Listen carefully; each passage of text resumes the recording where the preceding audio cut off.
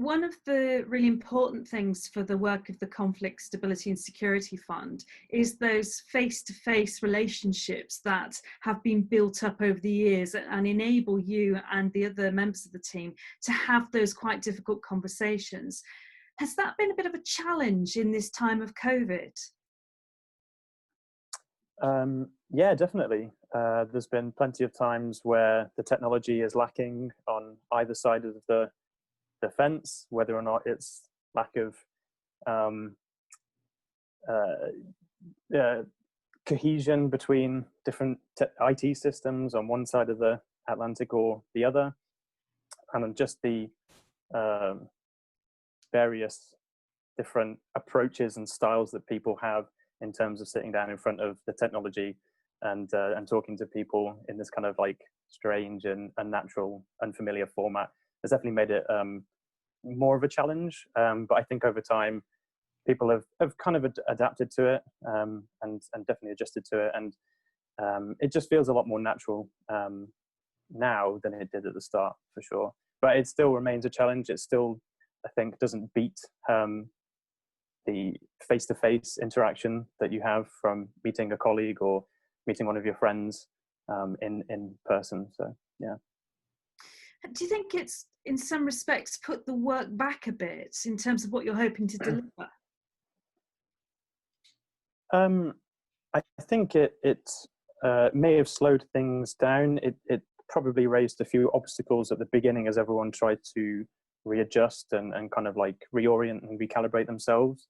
But I think as people kind of become more comfortable with the process and settle into sort of certain rhythms and habits with using the technology and making sure that we kind of program in time to kind of interact with everyone, I don't think that it will impact as much as we kind of initially anticipated. And I think that it actually presents a lot of interesting opportunities for more communication, more interaction in the future.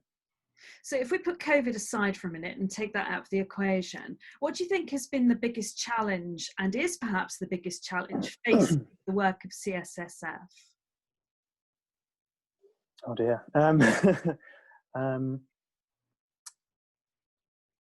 I think probably, well, I think there's probably two big areas.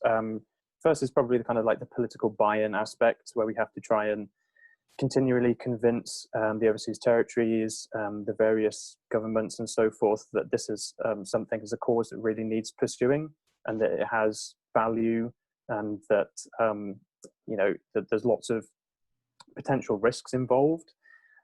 Also, that we're kind of tied into that, I suppose, is the funding aspect of it as well. If we can't convince people, especially the FCO, our government, that this is something that is valuable and needs investing in, then we're going to lose all of the support and all of the developments that we've made over the last sort of few years. I previously asked your colleague Ali Layton whether without the CSSF, this work, search and rescue, counter-pollution would collapse. What's your view? I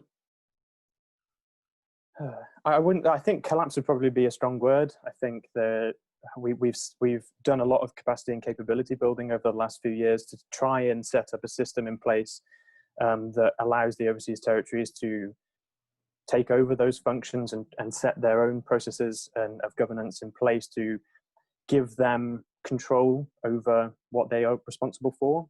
And I think a lot of that implementation is now, that groundwork is now there. So I think there probably will be some drop off in that sense, but I'd like to believe that that the work that we have done provides enough of that kind of foundation that it can be carried forwards even in our absence. Although yes, it would be a shame if the funding disappeared. That's definitely for sure.